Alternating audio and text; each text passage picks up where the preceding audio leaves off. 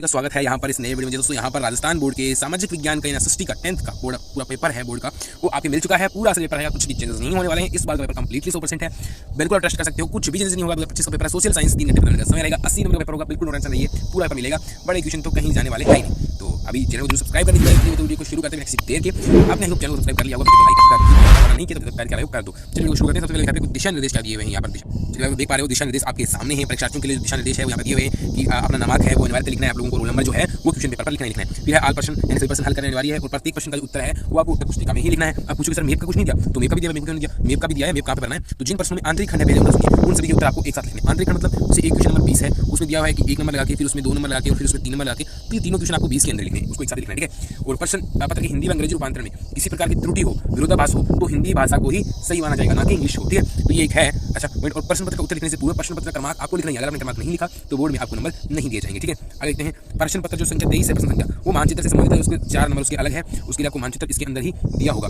21 से 23 में आपके सामने आंतरिक विकल्प है, यानी ऑप्शन वाले क्वेश्चन है, इंटरनल चॉइस है उसके सामने आपके सामने। तो ये आपका पेपर है। चलिए शुरू करते हैं नेक्स्ट देर के। चलिए तो आपके सामने रहा पहले मल्टीपल चॉइस क्वेश्चन, यानी बहु विकल्प जो क्वेश्चन आते हैं आपके मल्टीपल चॉइस क्वेश्चन, उन सभी के उत्तर आपको लिखने एक सारणी बना के लिख सकते हो। आप उनके लिखने के चाहो तो वैसे भी लिखने की जरूरत नहीं है। आप चाहो तो सारणी बना के लिख सकते हो, 1 2 3 इसमें क्या है ब से जिसमें चाहो चाहो तो वैसे भी लिख सकते हो। अब है जलियांवाला बाग हत्याकांड कब हुआ था, तो 9 अप्रैल 1919, 10 अप्रैल 1919, 13 अप्रैल 1919 या 19 अप्रैल 1919। उसका राइट आंसर हो जाएगा 13 अप्रैल 1919। अगला क्वेश्चन है महात्मा गांधी ने कौन से गोलमेज सम्मेलन में भाग लिया था, तो महात्मा गांधी ने द्वितीय में भाग लिया था, ठीक है, द्वितीय गोलमेज सम्मेलन में भाग लिया था। अगला है प्रसिद्ध ब्रेटन वुड्स नामक स्थान किस देश में है। क्वेश्चन है ब्रेटन वुड्स जो सम्मेलन हुआ था वो किस देश में है।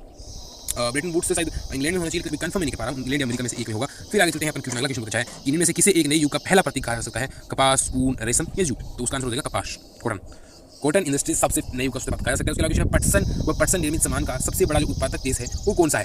पटसन और पटसन से निर्मित सामान है उसका सबसे बड़ा उत्पादक अभी बांग्लादेश है, लेकिन पहले के टाइम माने तो इंडिया था, लेकिन अभी नहीं है क्योंकि बांग्लादेश में ही सारा बंगाल पूरा पे चला गया, तो वो एक बड़ा फैक्टर है। उसके अलावा क्वेश्चन है कि किस देश में सत्ता का बंटवारा सामाजिक समूहों में होने पर सामुदायिक सरकार दिखाई देती है। सामुदायिक सरकार जो है वो आपको भारत में भी दिखाई देगी। एक विचारधारा है, आइडियोलॉजी जो अधिकारों और अवसरों के मामले में स्त्री पुरुषों को बराबर मानती है, वह कौन सी है, तो वह है नारीवादी, फेमिनिस्ट, ठीक है, फेमिनिस्ट जो है वो मानती है, ठीक है। अब आगे चलते हैं। क्वेश्चन अगला है 7 पार्टी अलायंस का संबंध किस देश से रहा है, नेपाल से रहा है इसका। आगे चलते हैं। बाजार में उपभोक्ताओं के नियमों और विनियमों की आवश्यकता होती है, क्यों होती है कि उपभोक्ताओं की सुरक्षा के लिए, उपभोक्ताओं के शोषण के लिए या आकर्षण के लिए अनुचित, तो उनकी सुरक्षा के लिए, ठीक है। और कंज्यूमर प्रोटेक्शन, इसलिए कंज्यूमर प्रोटेक्शन एक्ट लाया गया था, ठीक है। भारत में इसके द्वारा करेंसी नोट जारी किए जाते हैं रिजर्व बैंक ऑफ इंडिया, यानी आरबीआई के द्वारा जो करेंसी नोट है भारत के वो जारी किए जाते हैं, ना कि स्टेट बैंक ऑफ इंडिया। जानते हैं स्टेट बैंक ऑफ इंडिया करेंगे जो कि गलत होगा।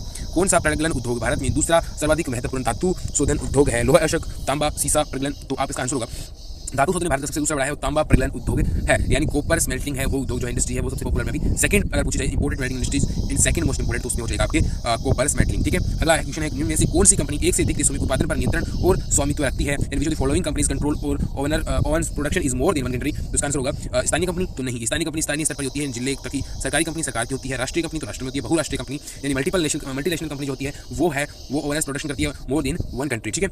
आगे चलते हैं। अगला क्वेश्चन आपके सामने प्रथम महायुद्ध मुख्य रूप से किस महाद्वीप में लड़ा गया था, तो प्रथम महायुद्ध है वो मोस्टली जो है वो यूरोप महाद्वीप में ही लड़ा गया था। कारण इसका क्या था कि ये बाहर नहीं फैला था, जर्मनी आपस में वहाँ के जैसे थी मित्र राष्ट्र दूर, तो इसका आंसर यूरोप होगा। सुंदर लेखन की जो कला है वो क्या कहलाती है, ब्यूटीफुल राइटिंग स्किल्स, तो ये ऐसे कह सकते हो। सन में श्रीलंका संयुक्त राष्ट्र बन गया, श्रीलंका राष्ट्र का बना, तो श्रीलंका संयुक्त राष्ट्र बन गया था 1950 के आसपास, हाँ 1950 के आसपास बन गया था, 48 यूएनडीपी द्वारा प्रकाशित मानव विकास रिपोर्ट देशों की तुलना में शैक्षिक स्तर और उसमें स्वास्थ्य स्तर और प्रति व्यक्ति आय, इसमें हेल्थ लेना। आगे चलते हैं। ह्यूमन डेवलपमेंट जो रिपोर्ट है प्रणाली मुद्रा का उपयोग किए बिना वस्तु का विनिमय होता है किसमें, वस्तु विनिमय प्रणाली में, ठीक है, वस्तु विनिमय प्रणाली यानी आप गुड्स एक्सचेंज सिस्टम, ठीक है। 2024 दिसंबर 1986 को भारत शासन ने कौन सा एक्ट पारित किया, उपभोक्ता संरक्षण अधिनियम, कंज्यूमर राइट प्रोटेक्शन एक्ट जो है वो पारित किया गया। 24 दिसंबर को इसलिए हम उपभोक्ता दिवस भी बनाते हैं। ये अच्छा क्वेश्चन है जो कई बार आ चुका है। 1860 के दशक में किस देश के गृह युद्ध के कारण भारत से कच्चे कपास के निर्यात में वृद्धि हुई थी, तो अमेरिका में उस टाइम गृह युद्ध चल रहा था, अमेरिका में गृह युद्ध प्रारंभ हो गया था, ये भारत हो गया था। फिर अंतर्राष्ट्रीय पुनर्निर्माण में विकास बैंक को अन्य किस नाम से जाना जाता है, उसको एडीबी नाम से, एशियन डेवलपमेंट बैंक के नाम से लोग जानते हैं। जोहानिसबर्ग ने किस यंत्र का आविष्कार किया था, पता होना चाहिए आपको, किसका आविष्कार, छापे खाने का आविष्कार किया था, ठीक है, जोहानिसबर्ग ने छापे खाने का आविष्कार किया था। अगला दीनदयाल पत्तन है वो कौन सी राज्य में स्थित है, गुजरात राज्य में स्थित है। जहां भूमि पर जनसंख्या का दबाव अधिक होता है वहां पर की जाने वाली कृषि का आप नाम सकते हो, वहां पर होती है गहन कृषि, कौन सी गहन कृषि, जहां पर भूमि पर जनसंख्या का दबाव अधिक होता है वहां पर गहन कृषि की जाती है। आपके अनुसार सिंचाई ने कई क्षेत्रों में संपर्क कैसे प्रभावित किया, संक्षेप में बताना है आपको, सिंचाई से किस प्रकार से प्रभावित हुई है। अगला है समरूप समाज किन देशों में पाया जाता है, होमोजेनियस सोसाइटीज जो होती है उसमें वो कोई दो नाम सकते हो आप, बेल्जियम भी है, आजकल अमेरिका में भी ये पाया जा रहा है।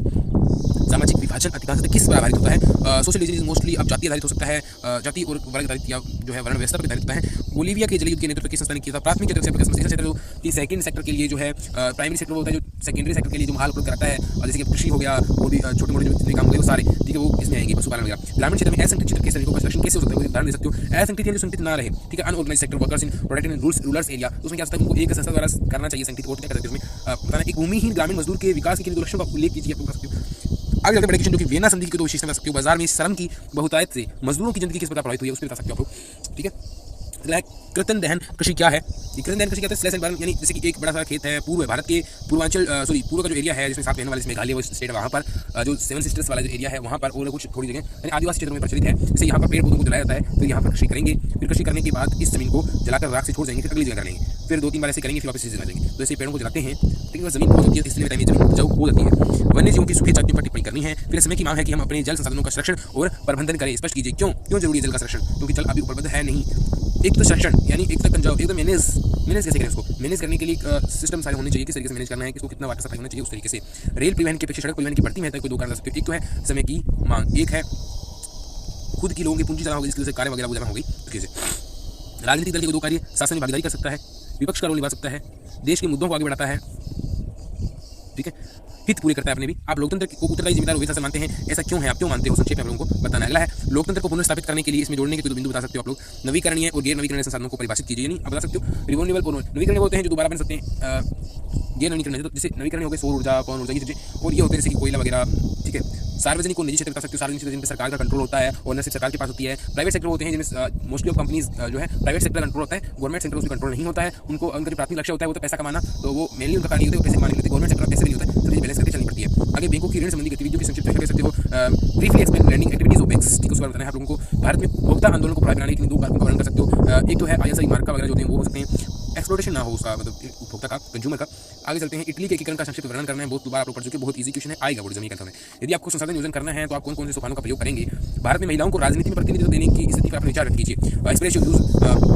State of representation of women in political India, तो उसमें क्या होता है कि महिलाओं को देना चाहिए नहीं, तो अभी तक महिलाएं भारतीय राजनीति में उतना हिस्सा नहीं निभा पाई, लेकिन अभी क्या पॉइंट ऑफ व्यू से करेक्ट जोड़कर लिखो। तो दिल्ली के मुख्यमंत्री अभी के टाइम है रेखा गुप्ता, जो कि काफी टाइम के बाद में दिल्ली में एक महिला कैंडिडेट मुख्यमंत्री बनी है। प्रधानमंत्री में अभी तक एक ही बनी, इंदिरा गांधी। तो बता सकते हो कि किस तरीके से अभी तक पूरा उतना नहीं बन पाया है। और विदेशी व्यापार विभिन्न देशों के बाजारों के एकीकरण में सहायक होता है। इस कथन के पक्ष में अपने 3 तक दे सकते हो। विदेशी व्यापार फॉरेन ट्रेड है, वो integration of market different countries कैसे होता है एकीकरण में, कि आप जैसे विदेशी मार्केट से एक तो होता है पूंजी का प्रवाह होता है, विचारों का प्रवाह होता है, इस तरीके से, ठीक है। आगे चलिए बड़े क्वेश्चन जो सविनय अवज्ञा आंदोलन का सविस्तार वर्णन करना है। 1930 में शुरू हुआ था। सविनय अवज्ञा अर्थ होता है कि हम लोग आज्ञा नहीं मानेंगे, विनय के साथ नहीं मानेंगे, मना कर देंगे। सविनय यानी विनय के साथ हम आज्ञा का पालन नहीं करेंगे, आज्ञा करेंगे, ठीक है, वो हो गया।